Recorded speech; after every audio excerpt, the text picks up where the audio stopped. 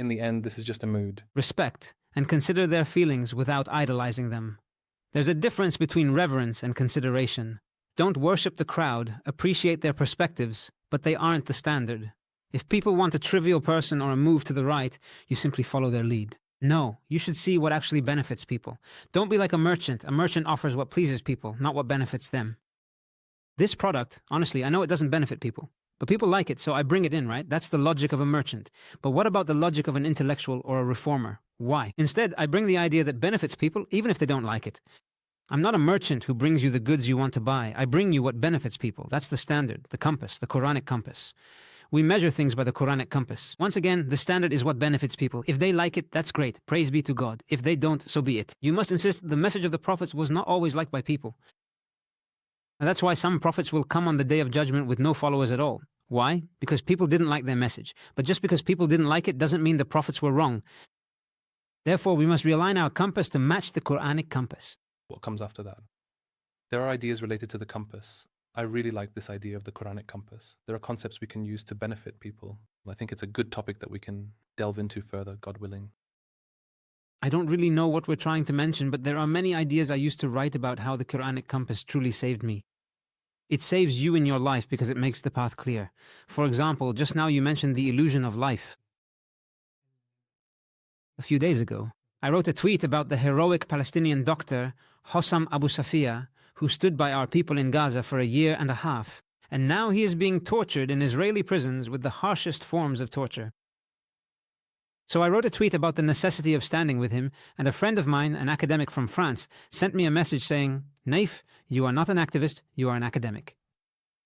So as an academic, you shouldn't get involved in these issues. These are matters for activists, journalists, and others. But as an academic, this is not your job or your mission.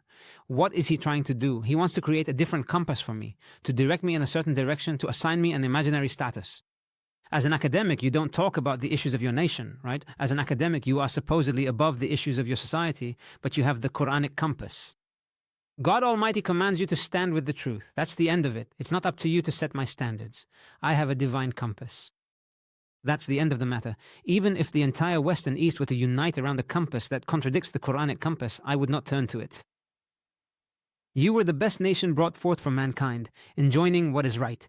Here I am teaching you, and you tell me about societal issues, while you want to remain confined to academia, limited to your office, with your only goal being to publish research in those so-called Q1 and Q2 ranked journals, and so on.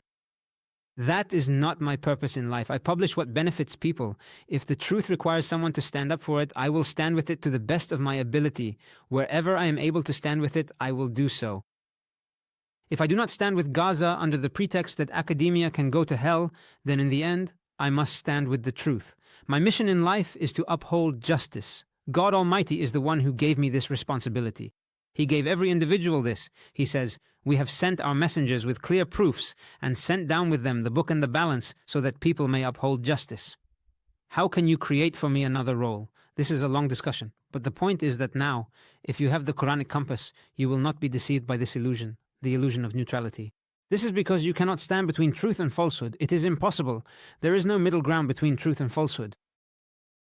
If you do not stand with the truth, then you are with falsehood. If you do not stand with justice, then you are with oppression. There is no middle ground between them. The American philosopher in the mid-1950s, Ayn Rand, has a very beautiful saying. She says that neutrality is only a temporary stage.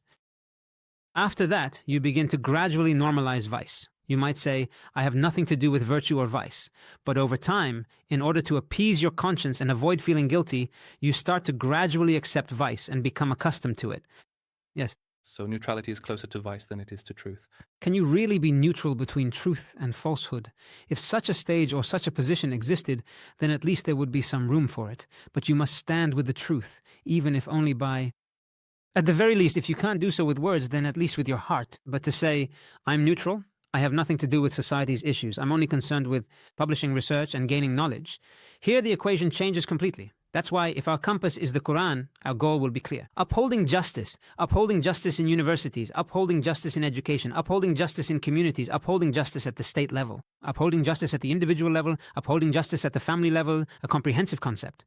I am a steward, yes, perhaps I cannot fulfill all these roles, but I do what I am able to do. I do what I am able to do. So why are people afraid to stand up for the truth? Everyone has their own circumstances. I can't tell people to come and stand at the same level. One person may have an enormous amount of psychological energy. That's why God Almighty says, God does not burden a soul beyond its capacity. There is someone who has psychological resilience. He can resist falsehood, listen to criticism, and move past it.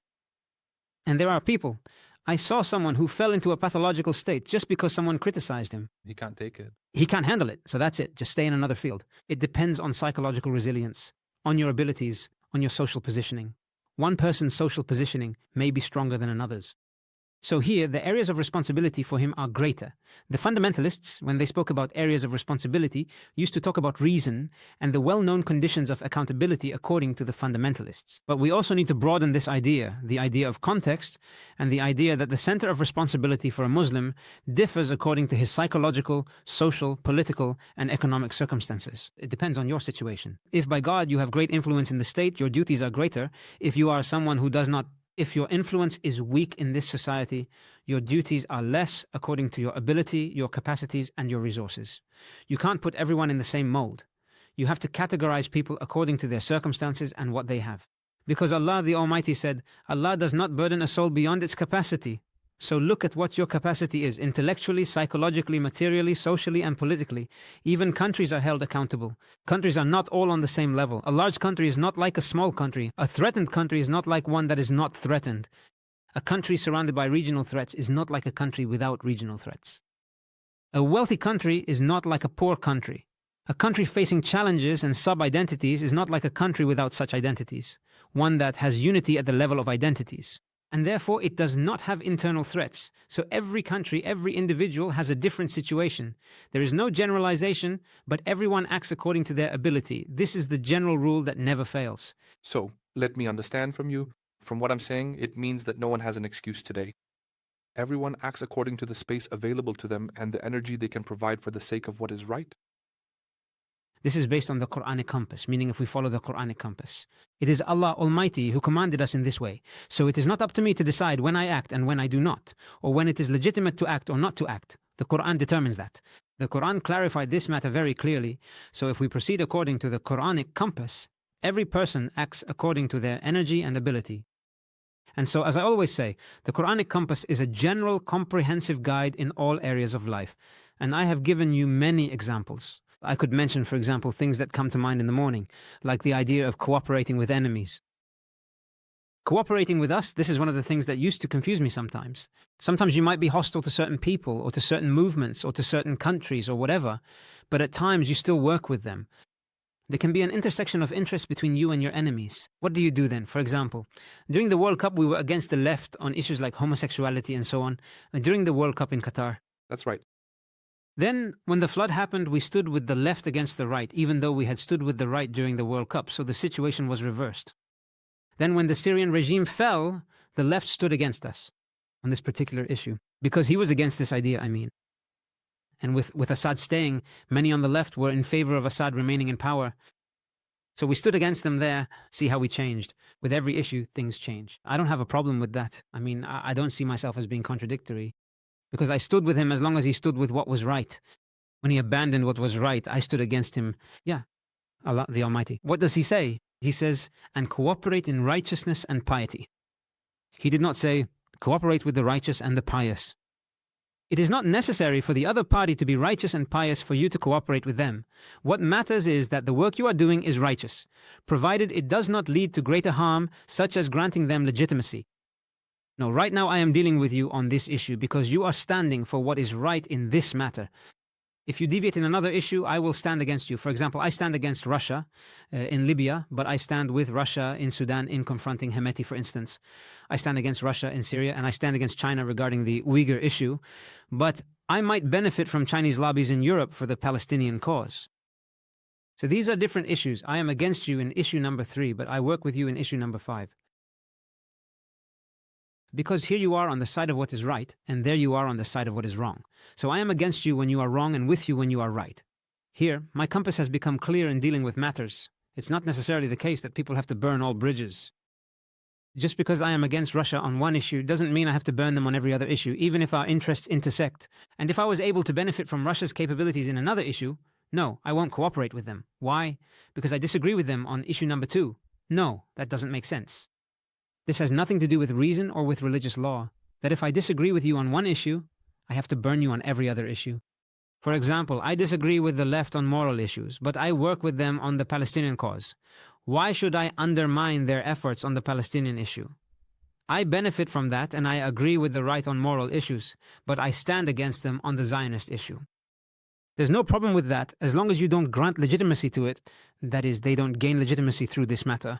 He knows that you are working with him on this issue because he is standing for what is right in it, not because the truth is on his side. It's not just Muslims. Many people from humanity stand for justice even though they are not Muslims. So anyone who stands for justice in this cause, I stand with them. Because you are Muslim. Yes. So if that same person stands for falsehood in another issue, I stand against him. This compass should be clear to you when cooperating with adversaries in areas of agreement. And there is no contradiction. You remain true to your religious conscience and at peace with it, because Allah the Almighty has given you a clear compass. On this matter, take for example the issue of investing in people. In the past, you might naturally try your best to work with everyone you meet, but when you carefully read through Surah Abasa, it becomes very clear to you that people are certainly not all the same in their hearts. For example, there is barren land that produces nothing, that does not grow anything, and there is fertile land that, when a heavy rain falls upon it from the sky, stirs, swells, grows, and bears fruit, just like in Surah Abasa. What does Surah Abasa say? He frowned and turned away when the blind man came to him. The blind man came to him, right? Ibn Maktoum. And how do you know? Perhaps he might be purified. Didn't the Prophet turn away from him? He said, and how do you know? This shows that the blind man was from the margins of society, but he could be the one who carries the message and the one who elevates the Islamic idea. So you should focus on people who are productive, people who bear fruit, people who seek goodness. But as for the one who thinks himself self-sufficient, you attend to him. And what responsibility do you have if he does not purify himself or accept the truth? The one who thinks himself self-sufficient, this is the person who comes to you and makes you feel like he is a full cup, unable to accept anything more. There are people like that who come to you. He acts as if he is complete and doesn't need anything. The land that does not produce crops, don't waste your time trying to cultivate it. Focus your efforts on the lands that yield crops, on people who are receptive. They love the truth, they love productivity, they love goodness. You find them everywhere. Wonderful young people are everywhere. Dedicate yourself to them. As for another group of people, their only role is to spread negativity and create a gloomy environment. Envy, jealousy, obstructing projects, turn away from such people. Don't waste your time. You might say, no, really, if I can convince him, maybe he'll do something and some good will come from it. No, don't waste your time, my friend. Dear friend, as it is said, but as for him who thinks himself self-sufficient, to him you give your attention. Don't focus on them. Leave them be and dedicate yourself to productive people. And there are so many of them. Some people honestly get preoccupied with those who are unproductive instead of those who are productive, and they spend years with them. He tries thinking maybe one day they'll become productive, even though those who come to him ready and prepared for growth, he turns away from. When I read Surah Abasa, I understood, and I started to focus. I started to observe and monitor everyone around me. Who is productive? That's who I work with. Whoever I see an impact in, I work with them. And the person I don't see any impact in, I let go of. Life isn't enough. It's not enough. I go with people who want to do good, those who, when they learn about something good, act upon it. These are the people I spend my time with. As for the other type of person, that other kind of human being, I don't waste my time with them. This is what I learned from Surah Abasa. So, I always tell you that the Qur'an gives us a Quranic compass, and now just imagine that education takes from you about 6 minutes, 16 years from elementary school until you graduate from university, and then you graduate without a clear compass in your life. Isn't this an injustice? So you're saying that even people who have certain negative traits, you avoid dealing with them? That's what I'm trying to understand from you. I don't mean negative traits in general. I mean people who are unproductive, who give you the sense that they are self-sufficient, that they don't want to work. If someone is convinced of an idea but doesn't act on it, don't waste your time with such people. But people who have ordinary negative traits, no, on the contrary, this too is part of the compass, the Quranic compass. The first point was about investing your own time and effort. And with people who are productive. That's fair. This is regarding investment. In productivity. Second, we're talking about how everyone has negative traits and no one is free from them. Negative traits that do not prevent them from being productive. For example, let's say someone is quick-tempered, irritable, or stingy, or doesn't stick to deadlines. These are negative traits that exist in people, but these don't hinder the idea. I'm talking about the idea of self-sufficiency in a person, the one you distance yourself from, who makes you feel unnecessary. As for negative traits, the Quranic compass has also guided me on how to deal with people's negative traits. For example, Allah Almighty says, "And we have made some of you a trial for others, will you be patient?" Meaning Allah Almighty tests us with one another. You have negative traits, your family has negative traits, your colleagues at work have negative traits, your friends have negative traits. Everyone has negative traits. Allah Almighty is the one who placed these negative traits within us. Why? To test us. He says, "We made some of you a trial for others. Will you be patient?" A trial is a test. Will you be patient with one another? This means not just noticing your negative traits, but truly being patient with you. I aim to help you improve. Today, people say if someone bothers you, just cut them off. No. If a friend has flaws, I'll stay patient. I will help him change and he will help me, so we both improve together. This is how we complement each other. Avoid those who harm you. Don't avoid those who harm you unless you're unsafe. People say he breaks promises, cut him off, or he's fine. Honestly, not every flaw is a reason to leave. Where's the duty to help others improve? If you turn away from everyone with a negative trait, you can't really help anyone. You should try to help your family improve. Your spouse, your friends, your colleagues, at work, your partners. In business, you will find negative traits, and this is a test from God. Now, whenever I see a negative trait in one of my friends, I say this is a test from Allah the Almighty, who wants to see how I react to this negative trait. Will I be patient and work on correcting it? Or should I abandon them as soon as I see this negative trait? If I abandon and you abandon and all of us abandon, then who will help this person improve? If all of you abandon me because of a negative trait I have, then who will help me improve? Therefore, it is not logical that whenever someone has a negative trait, I just turn away from them. No. We must be patient with one another. As the Qur'an says, "We have made some of you a trial for others." So be patient. I believe that today, as Gulf countries, we lack nothing. We have all the financial resources and we are open to the world. If you look at Qatar, the UAE, Kuwait, even Saudi Arabia today, there is a significant openness to the world. But at the same time, we are missing a project, something we can feel. Maybe it's something you can measure in terms of infrastructure, but we sense it's something deeper, something essential. Today, It strikes. I mean, it's not fully developed yet, maybe. This project we're talking about could even be related to identity today, maybe. Identity is a major topic of discussion here in Kuwait and for you in Qatar during the World Cup. The voice and identity in this context, the Arab identity, is present for us, and especially the Gulf identity is present for us. However, we haven't truly rooted it in the way we approach our projects. What scares me about the Gulf model is that I feel there is an attempt to produce the economic human. That the defining factor for the human model in the Gulf is the economic factor. You feel that everything is geared towards saturating people with material values. Everything is about material things only. It's as if you asked about progress, what is progress, they would talk to you about it in those terms. The enormous wealth and investment funds, or they talk about increasing per capita income, or the size of the skyscrapers, or the tourist areas, or things like that. But this is not progress. These are indicators of wealth, not indicators of progress. When you talk to me about these things, and I see that our officials in the Gulf revolve around these points, every day they talk about these things while the human aspect of progress is absent. The authenticity of the person himself. There is no starting point from the human being, but only from material indicators. On the basis that these are progress, but they are not. They are indicators of wealth, not indicators of progress. Therefore, we are not advanced in our understanding of progress if we believe that progress is only the material aspect. This is a dangerous issue because it creates a person who is only motivated by gain, who acts only according to the logic of spoils and material benefit, so he loves his country. As long as the country is a source of gain, he supports it. As long as the country brings him benefits and profits, he is loyal. But as soon as he feels that the country comes with a cost, he will evade it. You taught me that. When you feed me material values and saturate me with material values, what do you expect me to produce? I will become like this. When I lose my social spirit and cultural spirit, when I lose my authenticity and my deep historical roots in this land under the pretext that I should focus on economic sectors, you make me lose my authenticity. You are not focusing on the aspect that nourishes me as a human being. And the attractive model in the Gulf in general. What is the social model? I mean, today, when a friend comes to visit you from abroad, a foreigner, you take him to the areas with towers and so on, he isn't impressed. You take him to the tourist spots we have, he isn't impressed. You take him to the so-called beautiful places, but honestly, he's seen better and more elsewhere. But when does he get impressed? When you take him to the majlis, the diwania, as you call it, right? He sees your friends, he sees your nephews in front of you, he sees your cousins, your relatives. Who are these people? What brought them together? Is there a wedding today? No, it's not a wedding, it's just a regular gathering. Every night you all sit together. Is it possible that all these people gather?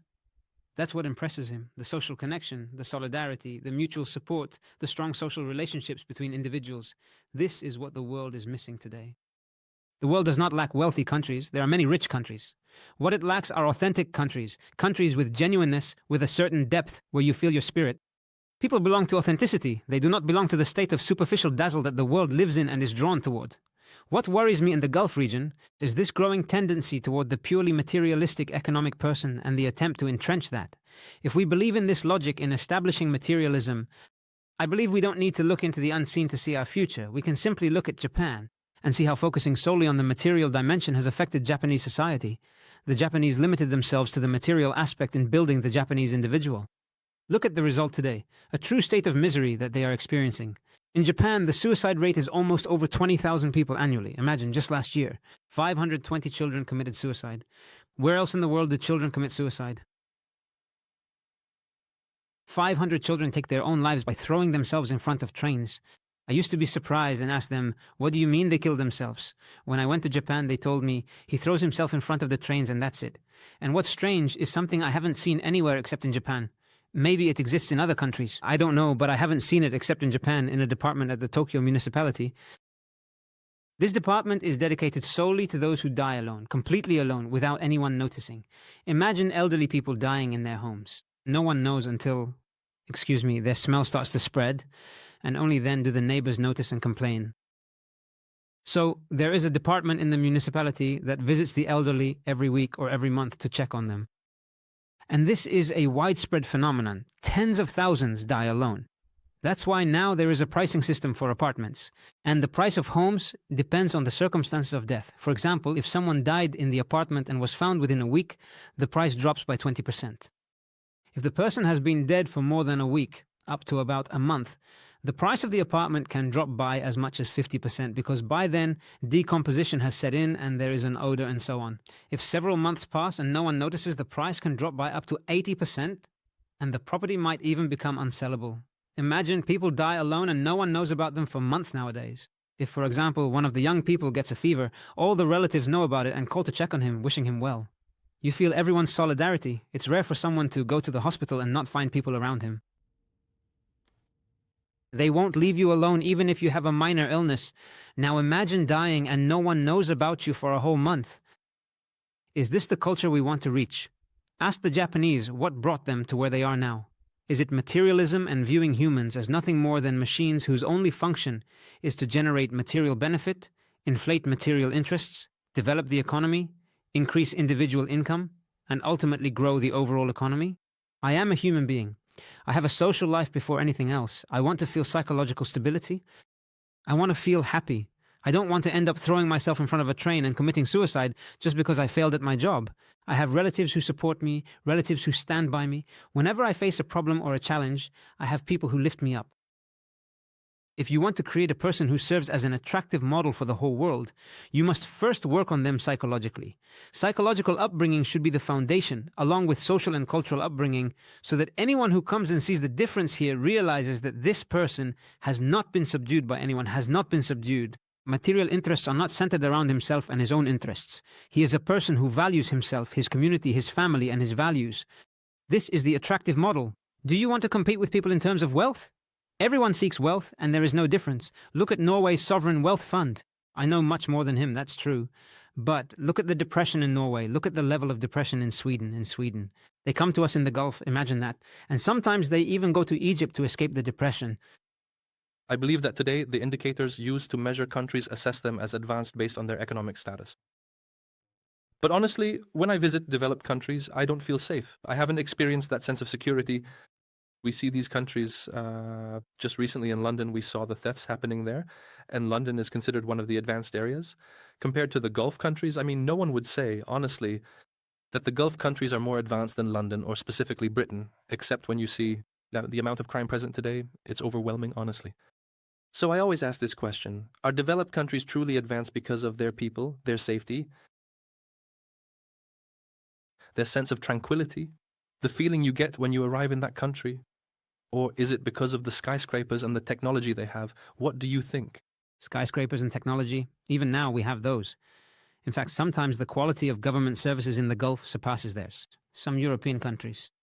I mean, nowadays you can finish your paperwork in the Gulf much faster than in France, Britain, or elsewhere. And that's true. Digital services in the Gulf are very advanced and highly developed. But that's not the question. The word progress is a dangerous one because it has come to be reduced to just the material aspect. When you say Europeans are more advanced than us, more advanced in what exactly? Specify for me, because I have many areas where they are actually worse than Africa in many respects. Industries. That's a material aspect, a specific material field. Turkey, for example, is better than half of Europe in military industry. Why don't you consider Turkey a developed country, for example? But I see that Europeans excel over us in one fundamental thing. The rule of law, this is the most important thing. When a country has the rule of law, you feel that your rights will be upheld. Right. Now, if the law itself is bad, that's another problem entirely. But at least there is rule of law. You are able to work. And over time, majorities can work to reform the law. But the problem arises when the rule of law does not prevail. This is the real issue. And this was a fundamental concept in Islam. The Prophet, peace be upon him, used to say, if Fatima, the daughter of Muhammad, were to steal, I would cut off her hand. This is the rule of law. There are even greater examples of this in the fundamentals of Islam. But now we have lost them. But now if you ask me what is the advantage of the West, its advantage is the rule of law. This is the foundation. There are other advantages, but this is the main one. Now, for me, if we look at the standard of progress and backwardness, for example, I see that the Omani people are more advanced than the French people. A waterfall? Go live in France and live in Oman. I see a huge difference in France. You find racism for no reason at all. You haven't done anything to them. Sometimes even just not speaking French makes them angry at you, my brother. Where is cultural diversity? Where is respect for others? Do I have to speak your language so you won't get angry at me? The Omani people are something else. It's amazing. Even with Asian nationalities, people usually treat them with fairness and justice. You find the utmost respect and sophistication in how they deal with people. They are a kind people, a gentle people who treat others well. You find very high values among the people. So why, for example, do we look at the French as being more advanced? But for us, that's it, we've already decided. In our mindset, Europeans are more advanced than others, no matter what others do, no matter what you do. Even if you were richer than France, France would still be considered richer. Historically, this is something new, Doctor. Yes, of course. Historically. Niall Ferguson says that 500 years ago, if you had asked Europeans whether they would be more advanced than others, they would have laughed at you. Exactly. They never imagined they'd advance this far. It's hard to imagine that today in the human mind. Now we've started to make progress. For example, in the Gulf bloc, there has truly been significant advancement. There are gaps that we need to work on addressing. But in many fields, the Gulf is very far ahead. This isn't just my opinion, it's a fact.